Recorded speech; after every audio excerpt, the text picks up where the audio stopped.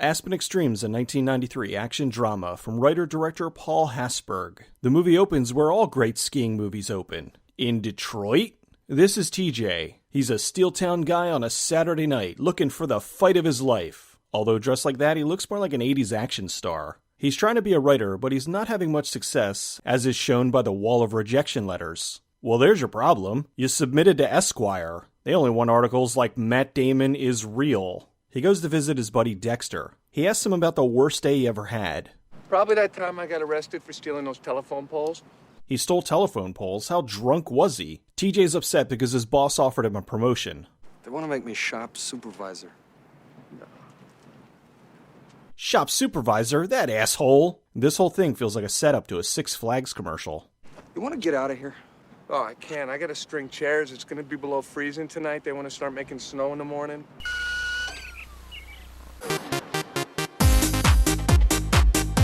TJ convinces him to quit his job, move to Aspen, and become a ski instructor. Are we sure this isn't a sitcom? They drive through the rest of the credits and finally make it to Aspen. They meet totally cool snowplow guy who drives them to the top of the mountain to compete for the ski instructor jobs. Hey look, it's Sammy Hagar. Some of them faceplant, while others... I think that guy just broke his leg. After the test, TJ and Dexter go for a drink. Dexter's hitting on the local women, but not doing so well. TJ notices super rich Bryce, and she takes a liking to him. They put up the ski instructor list, and TJ made it, but Dexter didn't. He goes to try and convince Mr. Stahl to give him the job anyway.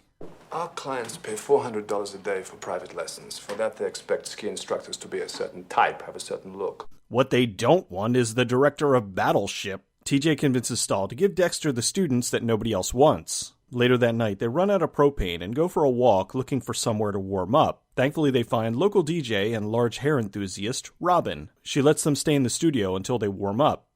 We'll make it. Not sleeping in your car at 36 below zero.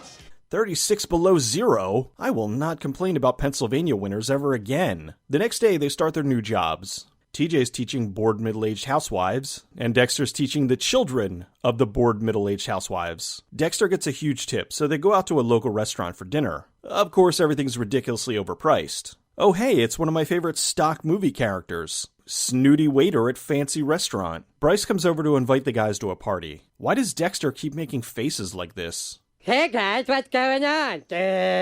Bryce is introducing TJ, and Franz gets jealous. Dexter's looking for free food and runs into local prostitute Tina. They're looking for some place to park their van, and of course they do it right in front of Robin's house. She tells them about a place they can rent just outside of town. They go to see the place, and TJ starts complaining. Maybe it's the kid in me, but living in a caboose off the side of a mountain seems pretty cool. This be like living in a postcard. Time goes by, and they have the annual skiing challenge. Hi, I'm Thumper McGoodhair for ESPN. They see the best skiers on the mountain, Rudy and Franz, doing the Powder 8 challenge. And there's the film crew. That night, Bryce calls TJ.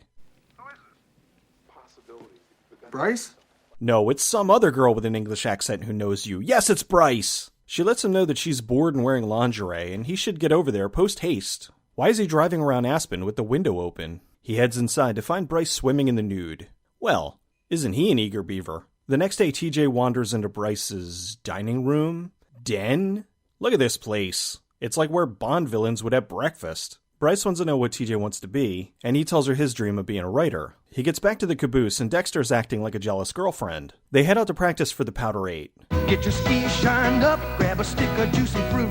The taste is gonna move ya. They're going down the mountain, and everything's great. That is until TJ falls in a big hole and is trapped upside down underwater. Dexter jumps in and rescues him. Instead of going to the hospital, they go to Robin's house. Robin suggests he stays with her because he might have a concussion.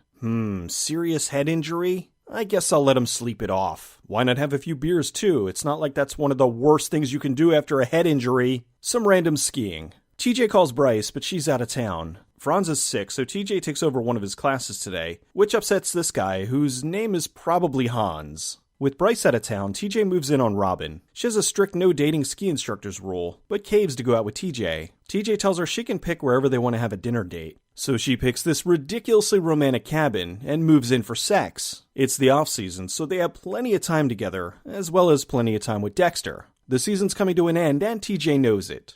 Smell that? Winter's coming. If I ever watched Game of Thrones, I'd probably have a better joke here.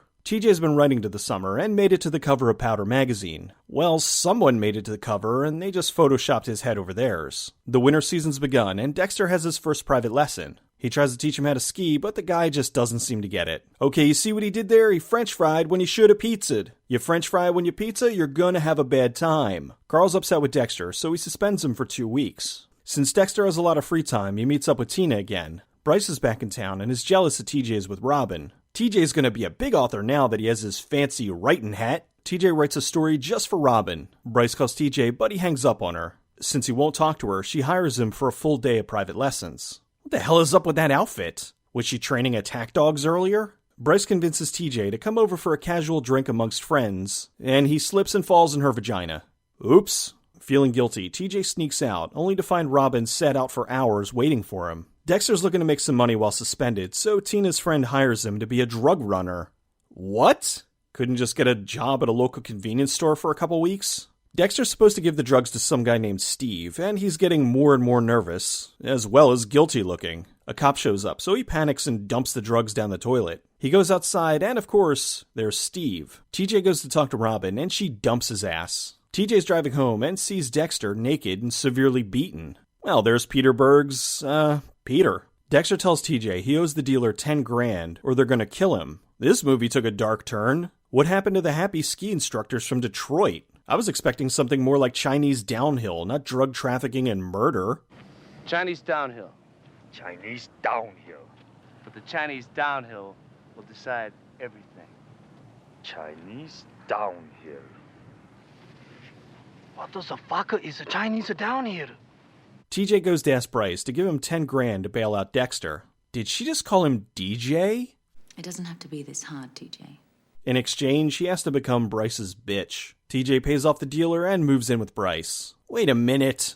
Dexter saved his life. You think this would make them even? TJ moves out and takes the van with him. How's Dexter gonna get to work now? He's still driving in sub-zero temperatures with the window down. Dexter takes his time alone to develop a nice drug habit. Robin finds him messed up, so she throws out his coke and forces him to go jogging. Dexter cleans up his act and apologizes to TJ. He tells him he's going to leave Aspen, but before he goes, he wants to win the Powder 8. The two go to practice on an off-limits mountain. It must have taken them a long time to hike up here, and hey, their tracks start right there. They got dropped off by a helicopter. They start down the mountain and oh shit, avalanche! Well, now I'm sure they'll work together and get out of this, and their friendship will be stronger than ever.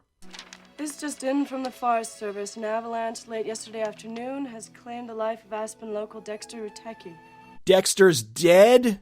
This isn't fun anymore. TJ packs up Dexter's stuff, and Robin comes to give her condolences. Bryce shows she has zero compassion, so TJ leaves her. TJ runs into the new hire, Olympic hopeful Todd. Todd asks him to be his partner on the Powder 8, and he declines. TJ spends some time writing a story about Dexter to send to Powder magazine, and they publish it. TJ finds Todd, and even though they've never practiced together, they enter into the competition. Hans and Franz get a perfect 10, but then TJ and Todd get a perfect 10 plus 10, so they win the Powder 8. TJ tells Robin that he's going to stay in Aspen and become a writer, and that he loves her. Aww. The movie was filmed in Michigan and Aspen for about $14 million.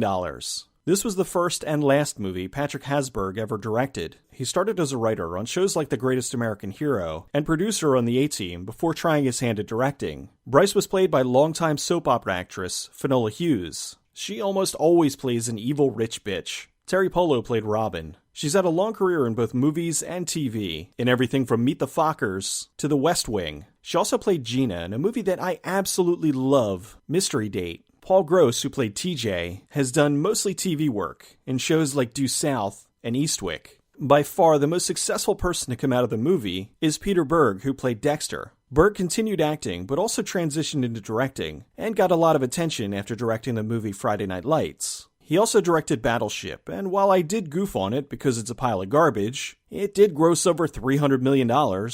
I really enjoy this movie. While it's not exactly Top Gun on the ski slopes, it's a pretty solid and well-done action drama. There's a lot of skiing montages, but honestly the view's so beautiful, and they shoot it so well it doesn't feel as overdone as you might think. The cinematography is absolutely gorgeous, and they do a great job of showcasing the amazing locations. I give credit to the story too. It's not the typical guys go to the ski slopes and take over the mountain. It's about friendship, loss, and following your dreams. There is some corniness to it, but that's just the 90s. Also, while I'm sure they used stock footage for the avalanche, it still looked terrifyingly good. I'm sure if they were to do this now, they'd do a CG avalanche and it would look like 10 tons of fake. All in all, this is a great movie to watch to get you in the mood for winter, or to get up off your ass and follow your dreams of being a ski instructor, or writer, or ski instructor writer, or ski instructor writer that wants to bang rich women.